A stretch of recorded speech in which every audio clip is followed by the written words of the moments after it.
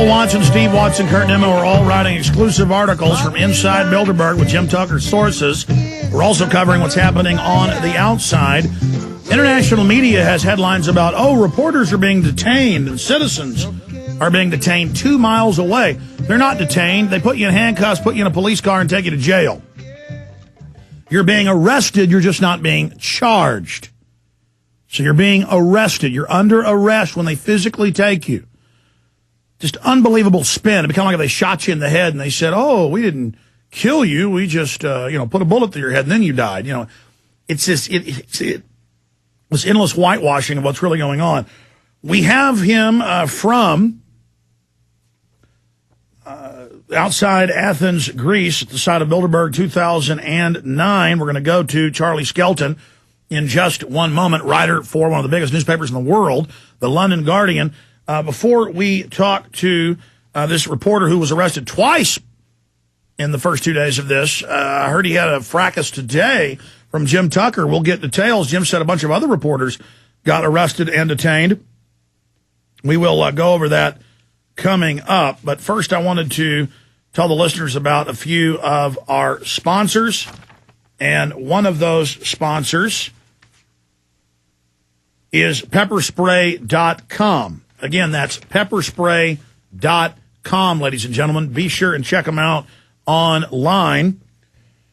And they have the best deals I've seen anywhere on stun guns and tasers and animal repellents, home safety, personal alarms, big old fire extinguisher size spray bottles of mace and pepper spray down to little bitty ones that look like pins, but still spray a lot of it out. This is the one-stop shop for non-lethal weapons. And again, I believe in citizens having tasers. I believe in citizens having stun guns. I'm against the police misusing them or citizens misusing them. But everybody should get a taser and a stun gun, especially if your wife didn't want to have a gun, but, she goes to dangerous places, or you're in a city where you can't have a gun, but you can't have one of these. These are powerful tools to protect yourself, ladies and gentlemen, especially if you're jogging and things like that. You can put it in your little backpack or fanny pack. Again, take action, defend yourselves, put it in your car. You never know when you're going to need it. Pepperspray.com, 800-908-9988, 800-908-9988, pepperspray.com. Fabulous folks. Be sure and check them out today. And yes, we are having a money bomb because we built the new radio/TV studio here, but we can get the space next door to us. The last money bomb was only enough to move to these studios and build this. We need another money bomb to build the official TV studios. We ran out of money. And we've already raised $15,000. That would buy one decent studio camera, but we buy even cheaper ones that are $5,000. But the point is, it takes a lot of money to do this, even on the cheaps. So the money bomb is coming up June 11th. You can go ahead and donate now, PayPal, credit card, or mail it in. You'll put it there on the thermometer we have. Going towards $250,000, $350,000 that we need. That's our goal.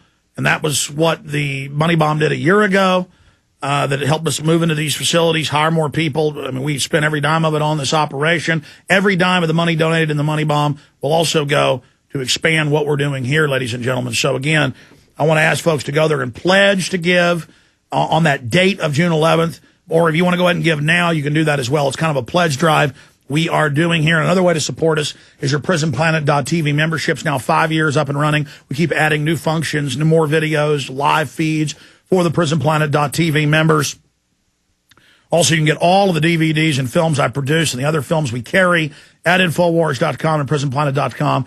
Like the new Aaron Russo interview. It's the interview we released on the web for free, but some added behind-the-scenes parts of the interview we didn't put out, and a modern commentary by myself with modern events that have happened, and a lot more. So you can get that as well at Infowars.com or by calling toll-free 888-253-3139. We have also, in closing, started taking the best interviews every month and putting out a new video. And the first edition of this is out with David Icke, Alan Watt, the Austin Police Chief, Joe Rogan, a bunch of other people, 2-hour film in high quality, digital quality, and a lot more. That is now available, and that is now shipping now at Infowars.com. It is the DVD Arsenal Volume 1, and we're going to have a lot more of these coming out in the next few weeks. Okay, and then after we're caught up, it'll be every month one comes out. They're going to be coming out every week now for the next few weeks. We got 4 or 5, because we're doing January, February, March, April, doing those first 4 months now. Okay, enough about that. Let's go to our guest joining us from right outside the Bilderberg Conference. He is a London Guardian reporter, and we really do appreciate Mr. Skelton coming on the show today. Charlie Skelton, I heard you had problems again today with the supposed no free speech in the EU.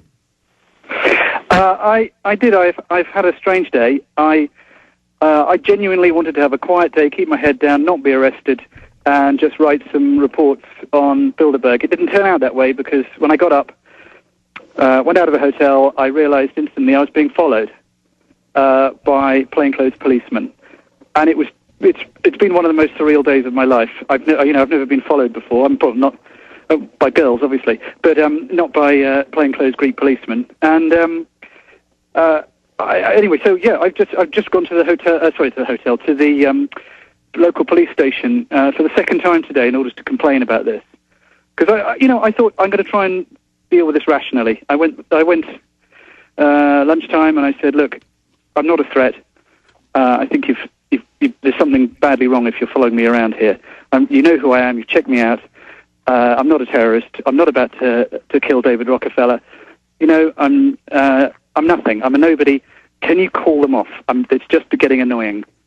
And they were very nice, and they said, yes. And then I didn't see anything for a couple of hours, and just now I suddenly went, oh, here we go. I'm being followed again. And I've been really badly followed again for the last... I'm being followed now. This is weird. I'm on the phone. I'm being followed. It sounds very strange saying that, I'm being followed. But I'm being followed by a plainclothes policeman along the street. Oh, try having 4 of them start punching you and saying you better stop reporting on this. That's the next level of this, Mr. Skelton. That's happened to me before. Now, let's expand on this. Where are you? Where are the goons? You ought to just pull over and walk over and talk to them. Or they'll probably drive past you. I would pull over, or if you're not in a car, stop. Act like you're afraid because they get off on that. Then they'll start coming up closer, get photos, and run up and talk to them with the phone. That's the way I would do this. Well, I've had a few conversations with them, and I had one about 20 minutes ago with a guy where and I hate to say this about a police force of which I don't have much experience, but they don't seem very good. I mean, I'm not. I don't really. My experience of trying to avoid. No. Tyranny's always run by guys that. No. I mean, they're guys that always. It's a mix in Soviet Russia, Communist China, Nazi Germany, East Germany, of people that look like they're 14 years old, as I've seen the photos, with pot-bellied thugs. This is tyranny. Yeah. Always has morons working for it. So yeah. Where are you now? Let's go talk to him right now. You were saying you were. I can't. They've gone now. There was a guy on a motorcycle. He's circled off. I headed towards him. He's circled off. So he'll be replaced in a minute. It's perfectly unbelievable. I wrote today. It's like being in my own episode of The Equalizer. It's just extraordinary. And now, what are you going to do when the media says, hold on, let me stop you, Mr. Skelton. What are you going to do when newspapers say you're a liar, Bilderberg doesn't exist, and none of this happened? Well, I think I would refute that. And they'll call you a kook. They'll say they'll say Greece doesn't exist. You understand? That's how they operate. I'm not kidding. I get emails saying there's no European Union. Really? Oh, yeah. These people, Limbaugh says that the CFR doesn't exist. Oh, my goodness. Anyways, I'm going to shut up, Mr. Skelton. You're on with us. Tell us what it's been like today. You say you've talked to him. Please continue.